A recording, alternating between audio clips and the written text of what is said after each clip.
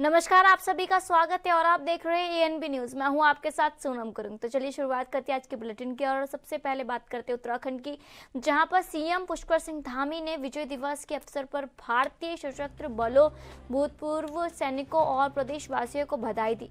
उन्होंने कहा है कि 16 दिसंबर भारतीय सेना इतिहास में एक ऐतिहासिक दिन है, जब भारतीय सैनिकों के अद्वितीय शौर्य और पराक्रम के सामने पाकिस्तानी सेना को आत्मसमर्पण करना पड़ा। सीएम धामी ने बताया कि उत्तराखंड वीर भूमि है, जहां देशभक्ति और राष्ट्र के प्रति समर्पण की भावना हमेशा रही है। उन्होंने आगे बताया कि देश की रक्षा के लिए हमारे सैनिकों का योगदान अमूल्य और हम उनके बलिदान को हमेशा याद करेंगे।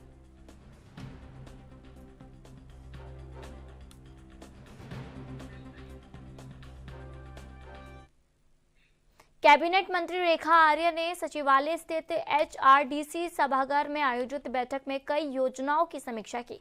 नए वित्तीय वर्ष से धामी सरकार आंगनबाड़ी कार्यकर्तियों को रिटायरमेंट पर न्यूनतम 1 लाख रुपए देने की सहायता राशि देने के निर्णय लिया गया है। आपको बता दें, इस फैसले पर सहमति बनने के बाद कैबिनेट मंत्री ने निर्देश जारी किए हैं। उन्होंने बताया कि आंगनबाड़ी कार्यकर्तियों को रिटायरमेंट पर अभी 35 से 40 हजार रुपए मिलते थे, जिसे बढ़ाने के लिए विभाग ने प्रयास किए थे।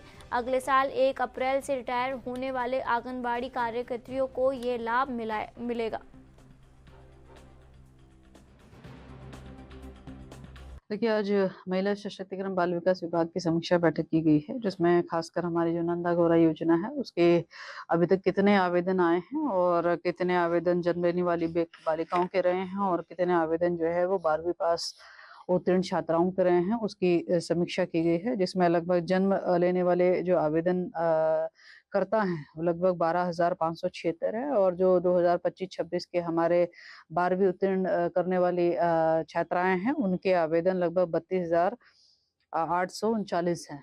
तो लगभग 45,415 टोटल कुल आवेदन आए हैं। अभी चूंकि तिथि 20 तारीख तक की है आवेदन करने की, तो ये आवेदन की संख्या बढ़ भी सकती है।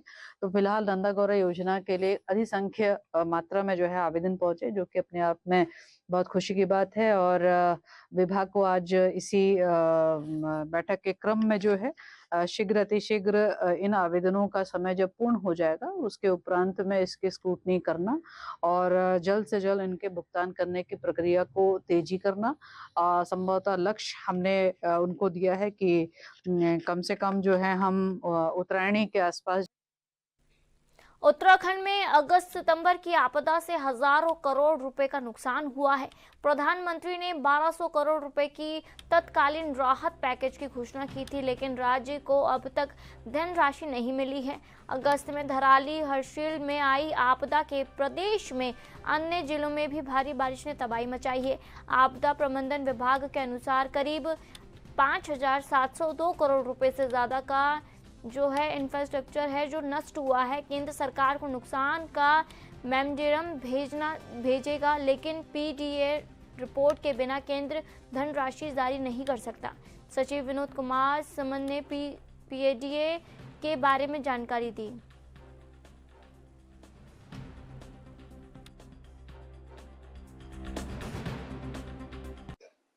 हमारा पीडीए की टीम ने जो भ्रमण करना था पूरा कर लिया है, जो डेटा इकट्ठा करना था डेटा इकट्ठा कर लिया है। क्योंकि काफ़ी बड़ी रिपोर्ट है तो एक्सपर्ट्स के द्वारा अपने इनपुट दिए जा रहे हैं और उसके बाद कंपाइल करना है उसको, तो वो काम चल रहा है। वो थोड़ा सा उसमें 10 से 15 दिन समय लगने की संभावना है। रिपोर्ट अच्छी बनी है, पूरे राज्य को कवर किया है और ये पहली बार हुआ है कि पीडीए ने किसी राज्य ने पूरे राज्य के लिए किया है। इसके पहले स्पेसिफिक पीडीए होता था, जैसे उत्तराखंड में पहले जोशीमठ का पीडीए नहीं हुआ था, तो कस्बे का हुआ था। पहली बार ऐसा हुआ कि हम पूरे राज्य का पीडीए कराए हैं और उसकी रिपोर्ट सबमिट कर रहे हैं, क्योंकि पहली बार राज्य ने अपने आप पीडीए किया है। इसमें केंद्रीय एजेंसियों का सहयोग मिला है हमको, एनडीएमए का सहयोग मिला है हमको, लेकिन लीड हमको करना पड़ा है। इसलिए थोड़ा सा विलम्ब हो रहा है कि हमारे पास अनुभव नहीं था पहले का और एनडीएमए का सपोर्ट हमको पूरा मिला, उसके बाद हम कर रहे हैं इसको। तो अंतिम चरण में है, बहुत जल्दी हम पीडीए की रिपोर्ट भारत सरकार को 16 दिसंबर 1971 को भारत पाकिस्तान के बीच हुए युद्ध में बांग्लादेश का जन्म हुआ। और इस दिन को देश भर में विजय दिवस के रूप में मनाया जा रहा है। राजधानी देहरादून के शौर्य स्थल पर राज्यपाल गुरमीत सिंह ने 1971 युद्ध के शहीदों को नमन करते हुए श्रद्धा सुमन अर्पित किए। इस अवसर पर राज्यपाल ने कहा कि आज का दिन हम सभी के लिए संकल्प लेने का है कि हम अपने देश को सर्वोच्च प्राथमिकता देंगे। उन्होंने ये भी कहा कि 1971 के युद्ध में सर्वोच्च बलिदान देने वाले शहीदों को याद करने के साथ उनके परिजनों का ख्याल रखना हमारी जिम्मेदारी है, जिसे हर भारतीय नागरिकों को निभाना चाहिए।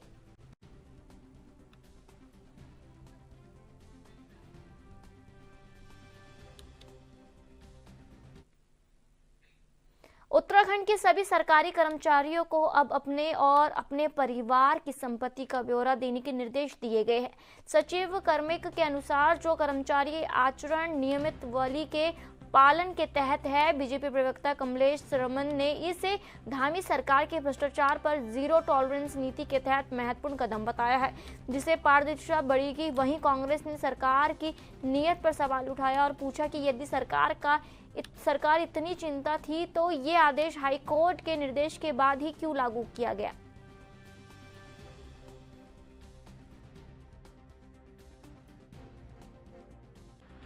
क्या जरूरी है वो ऐसा करना? बिल्कुल देखिए, धामी सरकार ऐतिहासिक निर्णय लेने में जिस तरीके से अपनी एक नई पहचान बनाने का काम कर रही है, उसी के निमित्त एक बार फिर धामी सरकार ने निर्णय लिया है कि जितने भी हमारे कर्मचारी हैं सब अपनी संपत्तियों का ब्यौरा देंगे, चाहे उनके रिलेशन में हो, चाहे उनके परिवार के हो, उनके कितने बच्चे हैं, कितना बड़ा परिवार है, कौन आश्रित है, कौन नहीं है, इन सारी चीजों को उन्हें बताना पड़ेगा। और क्योंकि ये पारदर्शिता से जीरो टॉलरेंस पर चलने वाली धामी सरकार है और लगातार इस तरह के कार्य करते हुए जनता के हित में निर्णय ले रही है, तो मुझे लगता है कि एक बेहतर ऐसा ऐतिहासिक निर्णय है जो आगे चल करके ये कहीं ना कहीं एक हमारी जो पारदर्शिता से चलने वाली सरकार है उसको कहीं ना कहीं आगे चल करके इसमें बेनिफिट मिलेगा। देखिए, पहली बात तो जो सरकार जीरो टॉलरेंस अगेंस्ट करप्शन की बात करती है, उसके मन में इस तरीके का विचार नहीं आया, क्योंकि उन्हें पता है कि अगर छोटी मछलियां पकड़ी जाएंगी तो जाहिर सी बात है बड़ी मछलियों तक भी पहुंचा जा सकता है और फिर कई ऐसे सफेद पोश लोग हैं जो सत्ता में बैठे हैं जिनके नाम उजागर होंगे। तो ये कार्य तो इनको खुद करना चाहिए, लेकिन बड़े शर्म की बात है कि हर बात पे हाई कोर्ट को सरकार को आदेश देना पड़ता है, हाई कोर्ट को सरकार को लताड़ना पड़ता है। और यही वजह है कि जो रिट पिटीशन दाखिल हुई उसके आदेश के जो है पालन करने के उद्देश्य से इस तरीके का जो आदेश है कि सरकारी कर्मचारियों को। देहरादून के नगर निगम कार्यालय में शहरी विकास को लेकर एक अहम बैठक आयोजित की गई, जिसमें गढ़वाल कमिश्नर विनय शंकर पांडे भी मौजूद रहे। इस बैठक में शहर की सुविधाओं और अर्थव्यवस्था पर विचार से जो है चर्चा की गई। आपको बता दें, प्रमुख मुद्दों पे अतिक्रमण, ड्रेनेज सिस्टम, सफाई व्यवस्था और निगम के वाहनों की संख्या बढ़ाने जैसे विषय शामिल थे। अधिकारियों ने इस समस्या को सुलझाने के लिए बजट पर विचार किया। हालांकि ये देखना बाकी है कि निगम की ये योजना जमीन पर कितनी प्रभावी साबित होती है। राजपुर विधायक खजान दास ने कहा कि शहर की व्यवस्था सुधारने के लिए ऐसी बैठकें अब नियमित रूप से आयोजित की जाएगी ताकि समस्याओं का समाधान तेजी से हो सके।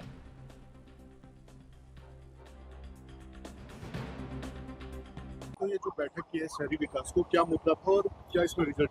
देखिए, आज एक महत्वपूर्ण बैठक नगर निगम के अंदर थी और जिसमें हमारे कमिश्नर साहब, हमारे जिलाधिकारी महोदय और हमारे नगर आयुक्त और माननीय विधायक रायपुर, हम लोग बैठे हैं। कुछ शहर की समस्याएं हैं, उन समस्याओं के बारे में बातचीत हुई है और हमारे मेयर साहब ने इस बैठक की अध्यक्षता की और ये त्वरित कार्रवाई करने के लिए कहा गया है। और जिस तरह से कमिश्नर साहब ने आश्वासन किया कि अगर कहीं पे धन की कमी या कोई आपके जियो शासनादेश शासन जो नगर निगम का स्थापना दिवस मनाया गया इस सप्ताह, उसके साथ साथ ही विभिन्न जो हमारे जोनल कार्यालय हैं उनमें कैंप भी लगाए गए और निगम जनता के द्वार करके इसमें प्रयास ये किया गया कि जो निगम की समस्त सुविधाएं हैं, क्योंकि जोनल कार्यालयों में प्राय सारी फैसिलिटीज नहीं उपलब्ध होती हैं, इस बार सारी की सारी जो निगम के फंक्शंस हैं उन सभी की टीमें जोनल कार्यालयों में उपलब्ध कराई गई और जो व्यापक जन समस्याएं हैं प्रत्येक जोन की, जैसे कि कहीं पर बंदरों के संबंध में समस्या बताई गई, कहीं पर ड्रेनेज को लेकर के समस्या, जैसा कि अभी आपने भी मेंशन किया। देहरादून के दून अस्पताल में इमरजेंसी बिल्डिंग में दो पक्षों के बीच जमकर मारपीट हुई। जानकारी के मुताबिक दोनों पक्षों में अस्पताल के बाहर पहले से विवाद था, जो इमरजेंसी में फिर से भड़क उठा। इस दौरान अस्पताल के डॉक्टरों और सुरक्षा कर्मियों के साथ भी मारपीट की गई, जिससे अफरा तफरी का माहौल बन गया। डॉक्टरों ने खुद को असुरक्षित बताते हुए हड़ताल कर दी। अस्पताल प्रशासन ने पुलिस को तहरीर दी और सुरक्षा बढ़ाने की मांग की।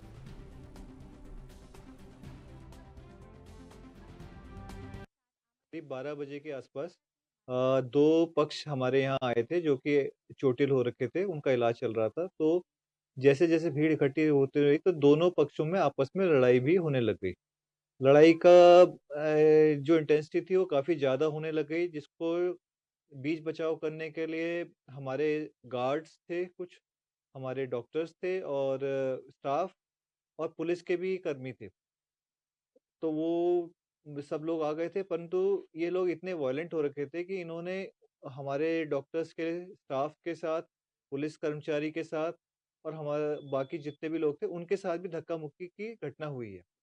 ये सारा का सारा हमारा वीडियो रिकॉर्डिंग में आया हुआ है कि किस तरीके से मारपीट हुई है। मारपीट के बाद हमने देखा कि एक व्यक्ति को बहुत ज़्यादा चोट लगी हुई है। अभी तो वो स्टेबल है, पर उसको काफ़ी इन्होंने, इन्हीं में से दो पक्ष में से एक पक्ष का था जिससे कि इन्होंने बहुत मारपीट कर दी। इसकी रिपोर्ट हमने रात को ही पुलिस को दे दी थी और पुलिस की तरफ से भी हमें बताया गया कि उन्होंने भी दोनों तरफ से एफआईआर लॉन्च कर रखी है और उन लोगों की जो भी इन्वॉल्व थे उनकी अरेस्टिंग हो रही है। कुछ गाड़ियां भी हमारी यहाँ छूट गई थी जिनको कि पुलिस ने रात को ही टो करके ले गए थे, बाइक्स और एक शायद कार भी थी। इसमें हमने एक ज्ञापन तैयार कर रहे हैं जो हम एसएसपी साहब को देंगे कि हमारे यहाँ जो रात की खासकर से सिक्योरिटी है वो बढ़ाई जाए और रिस्पांस टीम जो भी है उसका टाइम थोड़ा-सा कम हो ताकि कोई दिक्कत आती है तो हमारे कॉल करने पे वो जल्दी आ जाए। ये केवल डॉक्टर्स की सिक्योरिटी का मैटर नहीं है, ये सबकी सिक्योरिटी का मैटर है। कल ये रात के वक़्त तो इस तरह से प्रतीत हो रहा था कि अगर उनके पास कोई हथियार या कोई फायर आर्म होता तो शायद वो कल बहुत बड़ी घटना हो जाती। तो ये भी हमारे प्रशासन को इस पे संज्ञान लेना पड़ेगा। राजधानी देहरादून को बिजली के तारों से मुक्त दिलाने के लिए अंडरग्राउंड केबलिंग का काम तेजी से चल रहा है। हालांकि इस काम के दौरान सड़कों की खुदाई से आम जनता को परेशानी हो रही है। आपको बता दें, यूपीसीएल के निर्देशक के अनुसार अंडरग्राउंड केबलिंग का काम लगभग 60% पूरा हो चुका है और शेष कार्य जुलाई 2026 तक पूरा होना है। हालांकि विभाग ने ठेकेदार को मार्च 2026 तक पूरा करने के आदेश दिए हैं ताकि जनता को अधिक परेशानी ना हो और परियोजना समय से पहले पूरी हो सके। हाँ, उसका हमारा मार्च 26 का टारगेट था, लेकिन वो टारगेट अब जुलाई 26 तक हो गया है, क्योंकि जो हमें उसकी परमिशन जिला अधिकारी महोदय से लेनी पड़ती है। वो हमको एक महीने या 30 दिन 25 दिन ऐसे टाइम देते हैं, रोड खुदाई का हमें परमिशन लेनी पड़ती है, तो इसलिए थोड़ा डिले हो रहा है, लेकिन तब भी हमने उसे करीब 60% काम हमारा पूरा हो गया है। अब बस समय मुश्किल से मार्च, हमने तो कॉन्ट्रैक्टर को मार्च 26 तक हमें ये पूरा करना है। मार्च 26 का टारगेट हम 100% पूरा कर देंगे। उत्तराखंड शिक्षा विभाग में शिक्षकों के प्रमोशन को लेकर हाई कोर्ट में सुनवाई जारी है और अगली तिथि 17 दिसंबर को निर्धारित की गई है। शिक्षकों को उम्मीद की है कि कोर्ट जल्द ही अपना निर्णय सुनाएगा, जिससे प्रमोशन का रास्ता साफ हो सकेगा। एलची से प्रवक्ता पदों पर सीनियरिटी विवाद के चलते प्रमोशन रुके हुए थे, लेकिन अब हाईकोर्ट में मामले की सुनवाई चल रही है। शिक्षा निर्देशक मुकुल सती ने कहा कि कोर्ट द्वारा मांगी गई सभी जानकारियां उपलब्ध कराई गई है।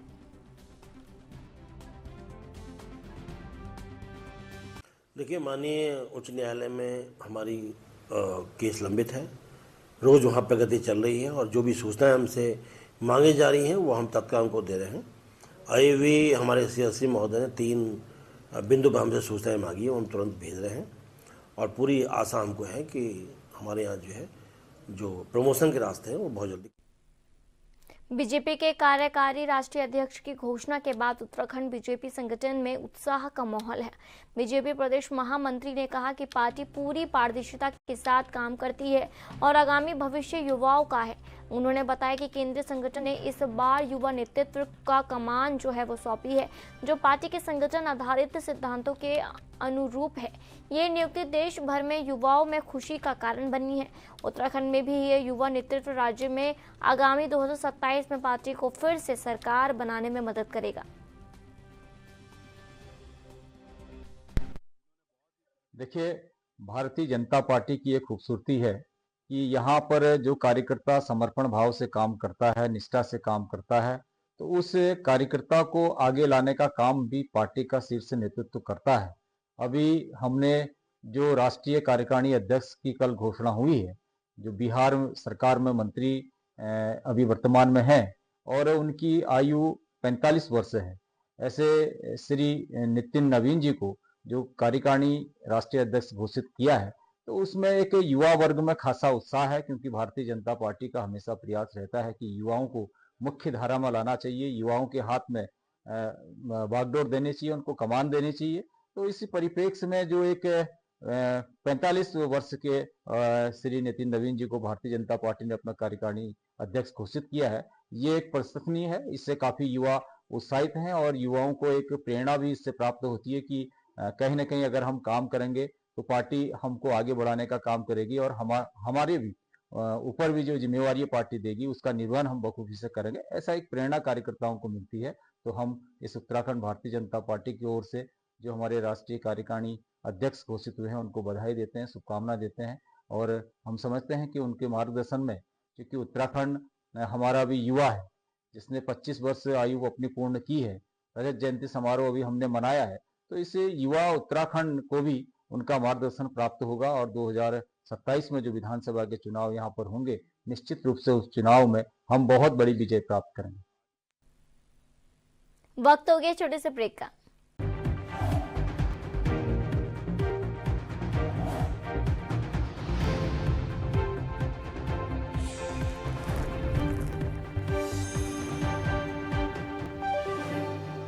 ब्रेक के बाद आप सभी का स्वागत है और आप देख रहे हैं ENB न्यूज। तो चलिए बढ़ते हैं अगली खबर की ओर। प्रदेश में 2027 के चुनावों की तैयारी जोरों पर है और इन दिनों प्री SIR कार्य चल रहा है। राज्य निर्वाचन आयोग ने इस कार्य को पूरा करने की जिम्मेदारी राजनीतिक दलों को सौंपी है, लेकिन आंकड़ों के अनुसार 11,000 बूथों में से अब तक केवल 4,000 ब्लॉक लेवल एजेंट यानी BLA ही नियुक्त हुए हैं, जिसमें बीजेपी भी शामिल है। बीजेपी प्रदेश महामंत्री कुंदन परिहार ने बताया कि बीजेपी के सभी 70 विधानसभा क्षेत्रों में BLA 1 की नियुक्ति कर दी है और BLA 2 की नियुक्ति 31 दिसंबर से पहले पूरी कर ली जाएगी। बीजेपी को इन नियुक्तियों को समय पर पूरा करने की आदेश दिया गया है।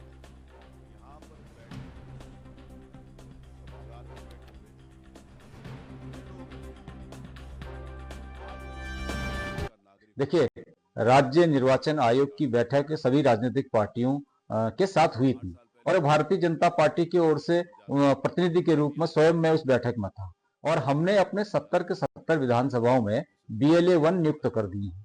अब हमारी BLA 2 की प्रक्रिया है, क्योंकि इस उत्तराखंड में 11,733 बूथ हैं और हम निश्चित रूप से जो 31 दिसंबर जो गाइडलाइन चुनाव आयोग ने हमको दिया है, उससे पहले ही हम अपने सभी 11,733 जो पोलिंग बूथ हैं उसमें अपने BLA 2 की नियुक्ति कर देंगे। और अभी हमारी इस सिलसिले में हमारी विधानसभा सह बैठकें हो रही है, उसके पश्चात हमारी अभी मंडलों की बैठकें हो रही है। ये सारे SIR के BLA 1 और 2 को लेकर के चल रही है। निर्धारित समय पर भारतीय जनता पार्टी ही एकमात्र ऐसी पार्टी इस उत्तराखंड में होगी जो अपने BLA 1 और BLA 2 की नियुक्ति कर देगी।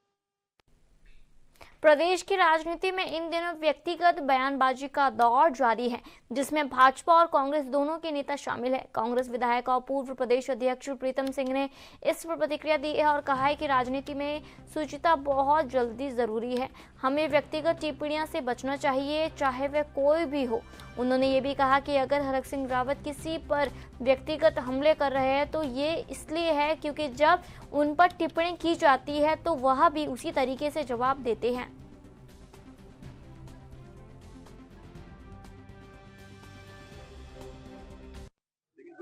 टिप्पणियां होने लगी हैं व्यक्तिगत, वो आप किस तरह से देखते हैं? देखिए, मैं राजनीति में ये समझता हूँ कि राजनीति शुचिता को बनाए रखने की जिम्मेदारी हम सबकी है। हमारी विचारधाराएं अलग हो सकती हैं और विचारधाराओं जब अलग होती है तो उसी पर जो है हम बात करते हैं। अब हरक सिंह जी ने कोई बात कही, मैं उस पर कोई बात कहूँ तो कदापि उचित नहीं है, लेकिन कहते हैं ना, राजनीति में भी बिलो लाइन हिट नहीं करना चाहिए। तो ये जो है बनाए रखने का काम करना चाहिए कि जहाँ एक और हम दूसरे की राजनीति परस्पर विरोधी हैं, वहीं हम समाज में हर समय एक दूसरे के साथ मिलने जुलने का भी काम करते हैं। अब हरक सिंह राव जी ने उन बातों का उल्लेख किया है जो बातें उनके साथ घटित हुई, और मैं समझता हूँ कि उनके उल्लेख करने से भाजपा में जो तमाम नेता है वो असहज हैं। अपना अपना तरीका राजनीति करने का होता है। उत्तराखंड में फिलहाल मौसम राहत भरा है। मौसम वैज्ञानिक रोहित थपलियाल ने बताया कि राज्य के मैदानी क्षेत्रों में अगले 1-2 दिनों तक घने कोहरे की संभावना कम है। हालांकि सुबह देर रात हल्का कोहरा हो सकता है। पर्वतीय क्षेत्रों की घाटियों में नदियों के आसपास हल्का कुहासा बनने की संभावना है, लेकिन ये ज़्यादा घना नहीं होगा। नॉर्थ वेस्ट इंडिया के प्रभाव से उत्तराखंड के मैदानी क्षेत्रों में कोहरे का असर अगले 2 से 3 दिनों तक नहीं होगा। पाले की स्थिति भी सामान्य बनी हुई है।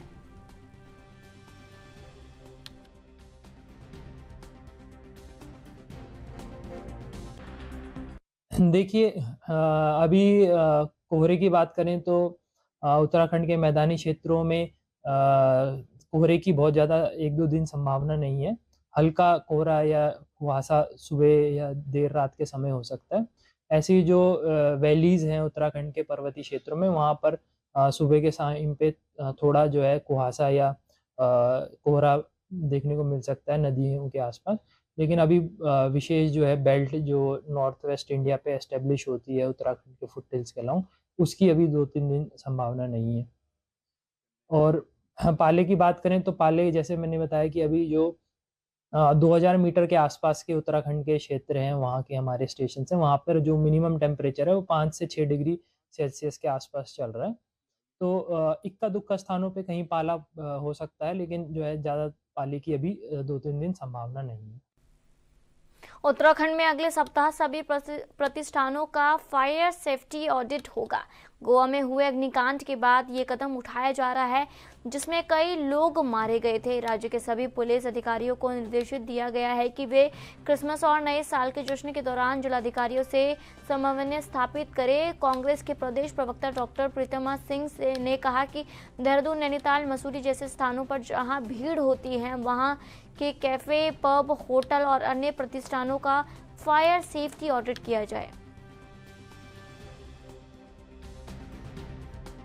सरकार कह रही है कि अब हम यहाँ पर जो है ऑडिट कराएंगे, फायर सेफ्टी ऑडिट। आपको क्या लगता है कि जब कोई दुर्घटना होती है सरकार सभी चेती है? देखिए, बिल्कुल। और जिस तरीके से हादसा, ऐसा नहीं कि देहरादून में हादसे नहीं हुए। आपने देखा 2 साल पहले की बात है, राजपुर रोड पे ही एलोरा बेकरीज, जो 2 बेकरीज उनमें किस तरीके की भयावह स्थिति थी कि कितना जान माल का नुकसान हो सकता था। वो भगवान की असीम कृपा थी कि ऐसा कुछ नहीं हुआ। और इसी क्रम में गोवा में आपने देखा नाइट क्लब में जिस तरीके से अग्निकांड हुआ, जिसमें कितने लोगों की मृत्यु हुई, सरकार आंकड़े तक जारी नहीं कर रही है। तो बिल्कुल जो सेफ्टी ऑडिट है वो होना चाहिए। सरकार देर आई पर दुरुस्त आई, पर इसको धरातल पर उतारने की आवश्यकता है।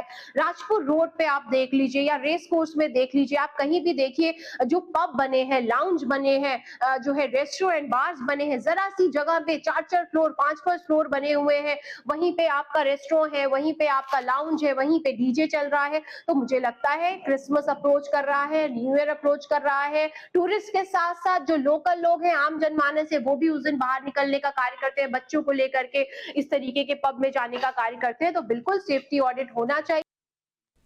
सीएम के निर्देश पर उत्तराखंड में जन जन की सरकार जन जन के द्वार अभियान 17 दिसंबर 2025 से 45 दिनों तक चलाया जाएगा। इस अभियान के तहत प्रदेश के विभिन्न न्याय पंचायतों और ग्राम पंचायतों में विशेष कैंप आयोजित किए जाएंगे ताकि आम जनता को केंद्र और सरकार की जन कल्याणकारी योजनाओं का लाभ सीधे मिल सके। इस अभियान में 23 विभाग भाग लेंगे और लोगों की समस्याओं का मौके पर समाधान किया जाएगा। बीजेपी प्रवक्ता कमलेश रमन ने कहा कि इस पहल से सरकारी योजनाओं का लाभ अधिक से अधिक लोगों तक पहुंचेगा।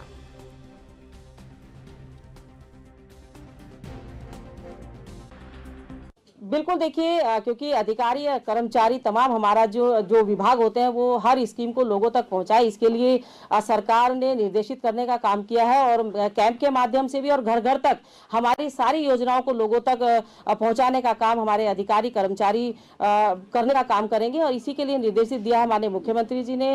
और कैंप के माध्यम से भी जो योजनाएं हैं प्रदेश सरकार की हों और या केंद्र सरकार की हो, उन सारी योजनाओं को जन जन तक पहुंचाने का जो एक लाभ लोगों को मिलना चाहिए उसके लिए हमारे अधिकारी काम करेंगे। और बहुत सारी ऐसी योजनाएं होती जिनको लोगों को मालूम नहीं होता उनके बारे में, तो मुझे लगता है कि ये सारी योजनाएं जब लोगों तक पहुंचेंगी तो उनका सबका फायदा हमारे उस जनमानस को मिलेगा। जो दूरस्थ क्षेत्रों में रहने वाले लोग भी है, गाँव के ग्रामीण क्षेत्रों में, पहाड़ी क्षेत्रों में जहाँ पर लोग नहीं पहुँच पाते, वहाँ पर भी हमारा कर्मचारी जब पहुंचेगा तो उन योजनाओं का लाभ प्रत्येक नागरिक को मिलने का काम होगा। उत्तराखंड में नए साल और अन्य फेस्टिवल सीजन को देखते हुए देहरादून पुलिस ने सुरक्षा व्यवस्था कड़ी कर दी है।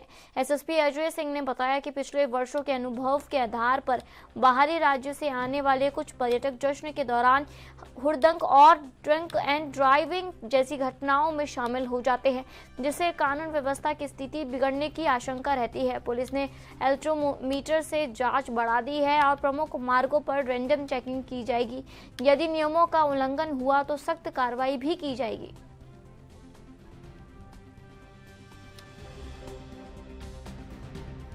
देखिए, आपकी बात एकदम ठीक है कि जो इस तरह के फेस्टिवल होते हैं, खासकर जैसे न्यू ईयर को भी एक फेस्टिवल के रूप में लोग मनाने लगे हैं ऐसे, तो यहाँ पर देखा गया है कि जो बाहरी प्रदेशों से आते हैं कभी कभी जो है उसको एक हुड़दंग के रूप में या ड्रंक एंड ड्राइविंग के रूप में इसको जरूर बहुत सारी शिकायतें रहती हैं और इस तरह लड़ाई झगड़े की भी संभावना रहती है। तो इसको देखते हुए जो हमारा जो एल्कोमीटर की चेकिंग है वो हमने बढ़ा दी है। इसमें कुछ पॉइंट्स ऐसे बनाए जहाँ पर यात्री जाते हैं, खासकर हमारा जो बाहर की चेक पोस्ट है या मसूरी जाने वाले रास्ते हैं, उन पर हम रैंडम जो है एल्कोमीटर से चेकिंग करेंगे। इसलिए सभी जो ऐसे यात्री यहाँ पर आ रहे हैं सभी को मोस्ट वेलकम भी कर रहे हैं। साथ ही साथ हिदायत भी है कि इस तरह के हुड़दंग या इस तरह का ड्रंक एंड ड्राइविंग की अगर कोई शिकायत आएगी तो डेफिनेटली उन पर कार्रवाई भी होगी, गाड़ी भी सीज होगी और उनको हवालात में भी रहना पड़ सकता है। फिलहाल के बुलेटिन में इतना ही और आप देखते रहिए ANB न्यूज़। नमस्कार।